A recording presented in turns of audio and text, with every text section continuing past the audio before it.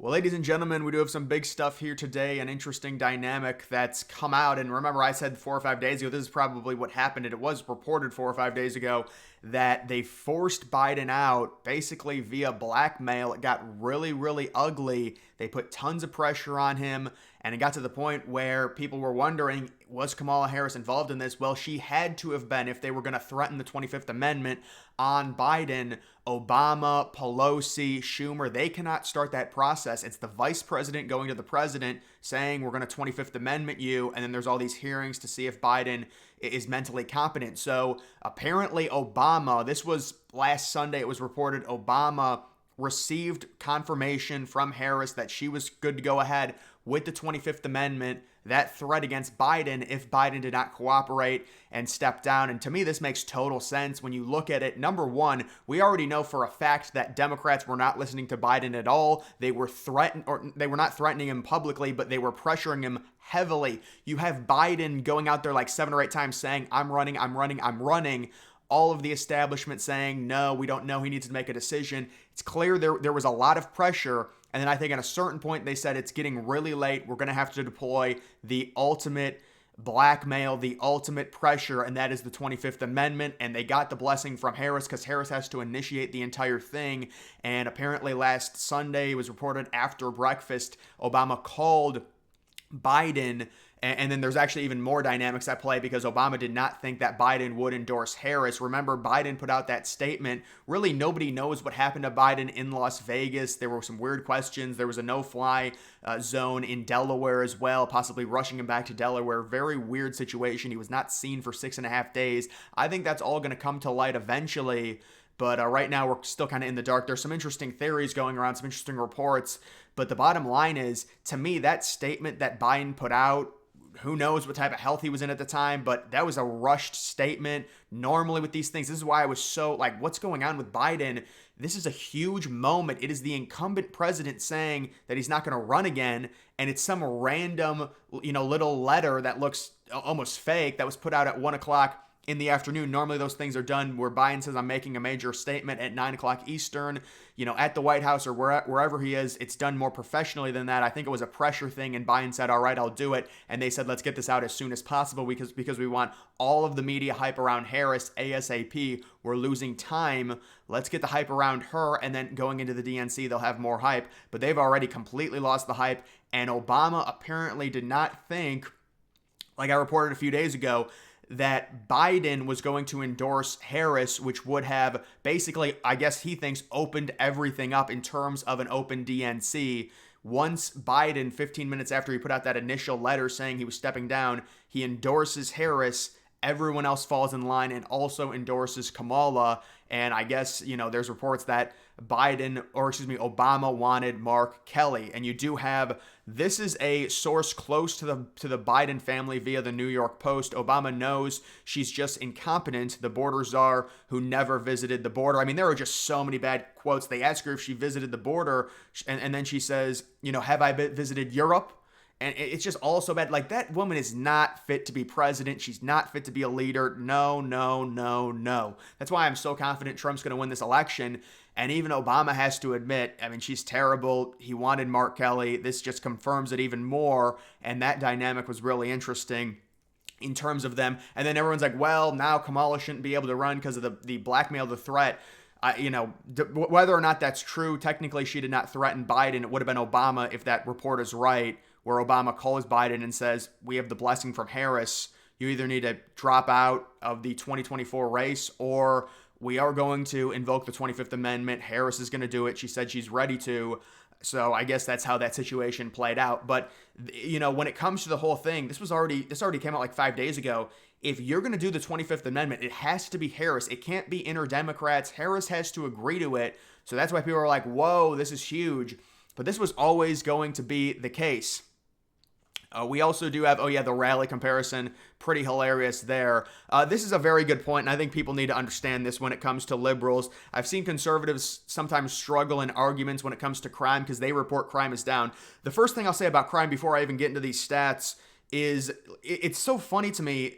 These people wanted to defund the police, and now they're bragging about low crime rates. These people are they let people steal $900 worth of stuff. That's not a society. That's ridiculous. Those people need to be arrested.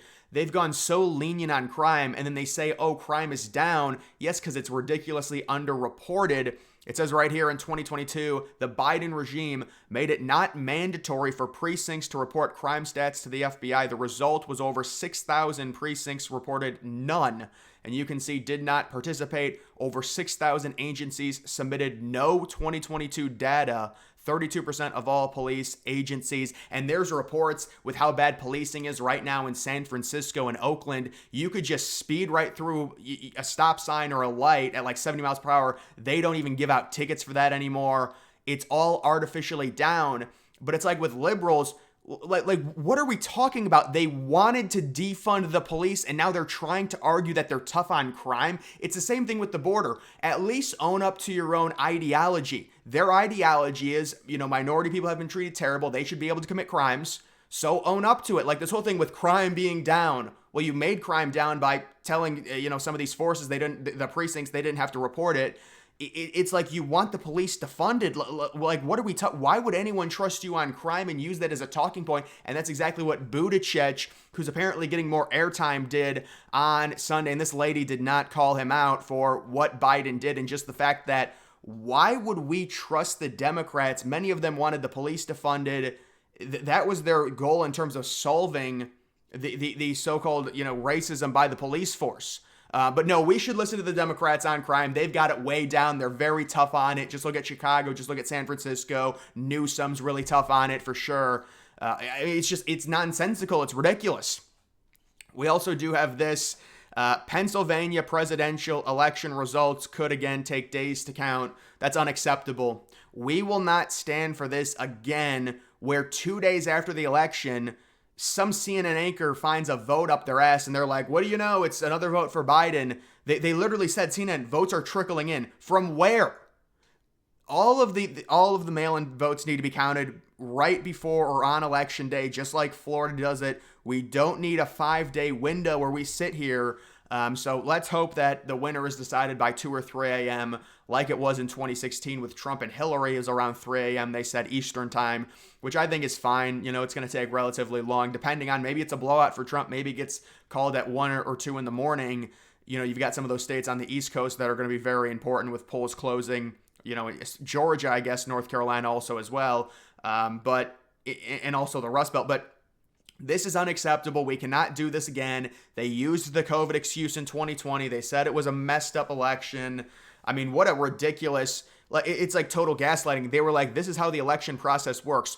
What are you talking about? We've never even come close to having the amount of mail-in ballots we did in 2020. The United States election process was never like this. And they're like, no, this is normal. No, it's never, we've never had this many, even close to that many mail-in ballots in comparison to other elections. The way they were counted, it was just all such a mess. They couldn't even admit that. And then Katie Hobbs is like, yeah, this is just how democracy works. We're terrible at counting votes in Arizona. It takes like 4 days. We're not going to change our process at all. It's such a joke. You also do have Elizabeth Warren coming out and admitting that Kamala Harris will grant citizenship to millions of illegal immigrants. What a dumb thing to say. What a stupid thing that is. Why would you say that? So, and notice the verbiage that Warren used, pathway to citizenship. So they want to try and make, because it's supposed to like trick you. It's like, oh, that's nice. No, that's giving illegal immigrants who came here illegally citizenship. And Warren's like, yes, we need the votes. There's a lot of young people turning right wing. We have to get all the illegals in and then get them legalized as possible. She's like, that's another 10 million votes. She didn't say that exactly, but that's what she means. And she's like, this is important. We need, this is probably going to be, these people's probably like 75% liberal, 25% conservative. We get these people registered. That's another free 7 million votes for them.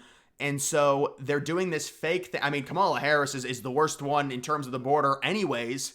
It's like you're going from bad to worse from Biden to Harris. It's crazy people would vote for that, but it's going to be this full. I mean, I'd love to hear Kamala Harris talk about the border and how they're going to shore it up, because it's all fake. They'll say they're going to shore it up, and then we'll be getting mass illegal immigration.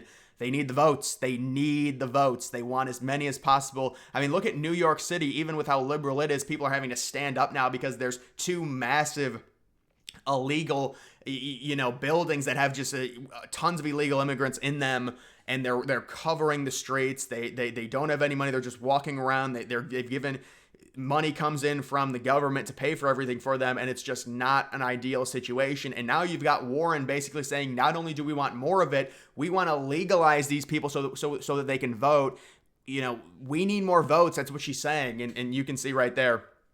We've got breaking more details. Oh yeah, so I think this was the report. Yeah, this was the report that I was talking about earlier.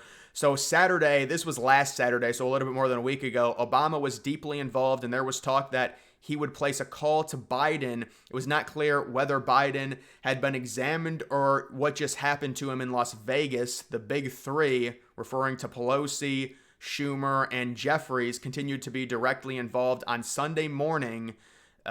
Apparently, it was approved from Pelosi and Schumer for Obama to call Biden after breakfast and say, here's the deal. We have Kamala's approval to invoke the 25th Amendment. The amendment provides that when a president is determined by the VP and others to be unfit to carry out the powers, the vice president shall assume those duties. And just a very strange situation in general. Pete Buttigieg admits that they were all aware of Biden's cognitive decline for years. I don't know why you would admit that, but obviously that is a terrible, terrible thing that they all knew about it. They all lied about it because they needed Biden to serve as a vessel, as a puppet overhead for them for multiple years. And then they this is just the crazy thing. Before the debate, it was all, they were sticking to that Biden was basically in the same shape as Trump. They were all blatantly lying. Their entire administration was lying. All of the Democrats were lying. They just lie, they lie, they lie, they lie. And I guess they just completely get away with it. But yeah, Biden was on a crazy decline for multiple years. Going back to 2021, he couldn't close deals. It's all come out now because they don't care anymore. There's some big problems with Biden there. If it's true, then Kamala Harris should be impeached. To use the 25th Amendment as a threat is a violation to her oath of office. So that's an interesting thing there. We'll have to see if that ends up happening. And then the other thing that I wanted to talk about, I guess I didn't like it, but Google is completely censoring the Trump assassination stuff. And it's very interesting to see how that will play out. I think what's going on is, remember, this is why liberals went crazy. They started losing it. They started screaming. They were crying when Trump survived because it was such a good look for Trump, show of huge strength. And now when you try and search Donald Trump assassination attempt or anything related to that, none of it comes up. They've all taken it out of their search algorithm, and it's like the number one thing comes up is like the assassination of Hitler. Obviously, that makes no sense considering where we are right now. The biggest news story of the year was probably that attempt versus something that happened, with Hitler in the 1940s. Another search that came up instead of Trump was Tucker Carlson assassination attempt.